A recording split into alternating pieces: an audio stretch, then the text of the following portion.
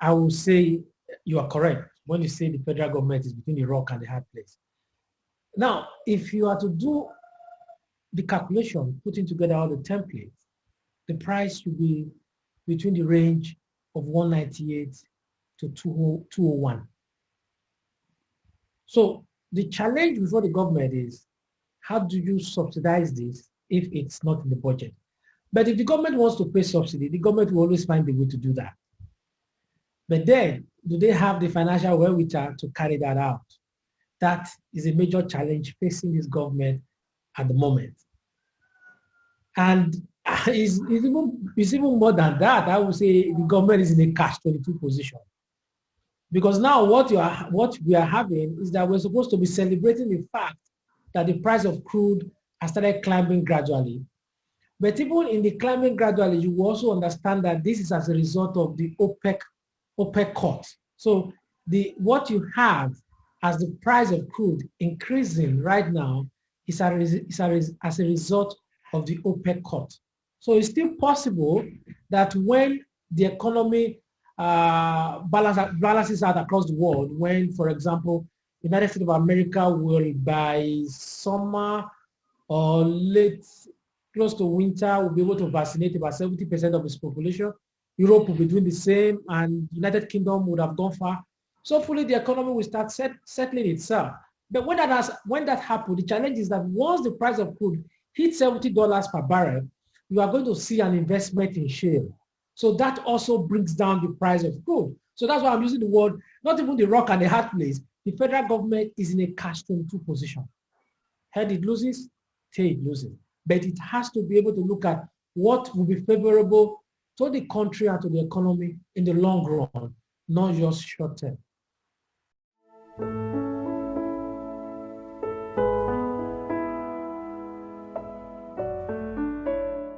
There's a whole lot of things behind that. You have politics. Politics is a major stumbling block in not making those refineries to work. Now, the first thing you ask yourself is that when you go play politics, politicians who are playing politics always feel that whatever they are doing is what is best for the economy. So everybody will always think that his own way is the right way. So what you have, why I'm saying politics is, if we go back down memory lane to look at how the refineries, the turnaround maintenance of the refineries, they were done by NNPC engineers.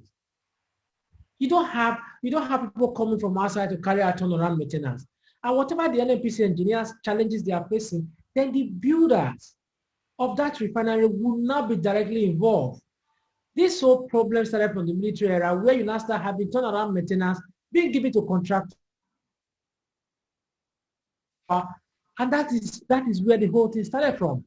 So what you have now is that over time, it now became a pipe dream, an opportunity for people to make so much money. So the engineers who were responsible for all of this maintenance were being overlooked. And gradually, decay sets in, indiscipline sets in, man also sets in.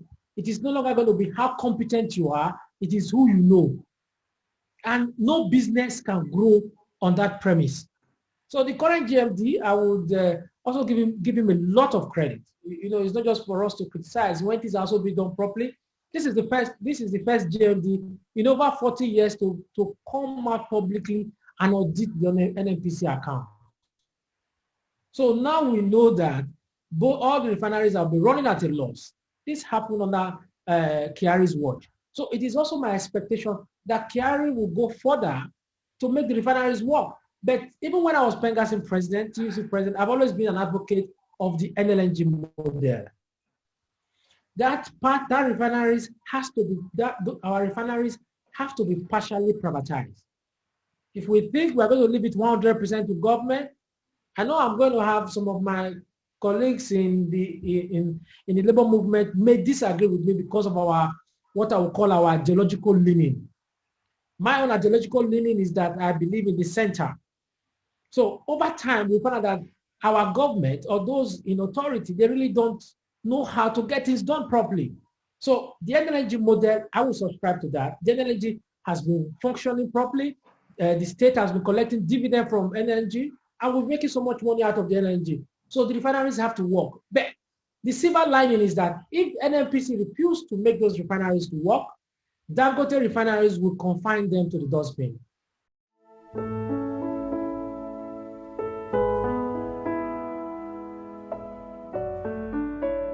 The way out for the government is that we've had so many missed opportunities. And when I use the word missed opportunity, is that when you look at the circle, it has a circle, it's cyclical. When you talk about the crude oil, it's boom, bust, boom, bust. It's for you to understand this circle, to know it's going to be bust after a couple of times, and it's going to be boom. Are you able to take advantage of the boom?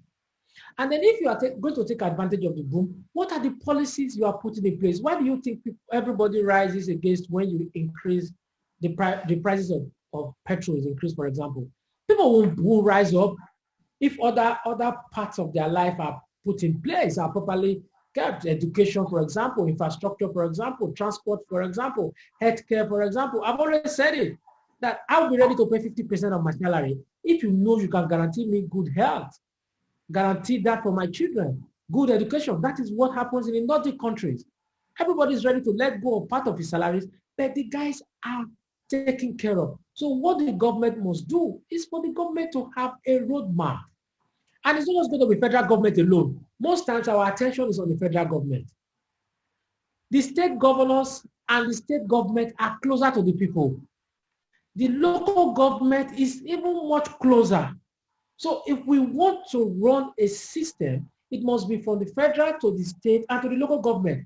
And the people must feel the impact. It's not this band-aid, whereby something is going well or something is not going, you go and buy noodles and you share. No, that is band-aid. It's for you to be able to put the people on a sound footing so that they will have hope. And then let the people also see that the government is also making sacrifice. You can't tell the people to tighten their belt while you're losing yours.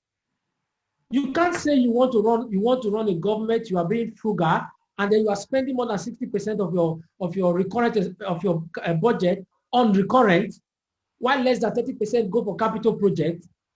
So if people are seeing all of this, Nigerians know all of this, and that is the challenge facing us. The president has one thing going for him, here you have a president who will do whatever he wants to do. But if he has the right policy to go with, I can do whatever I want to do, I can assure you, then we will know that our journey will have hope. We can see the light at the end of the tunnel. But if you ask me with the way things are right now, it's a tough call, brother.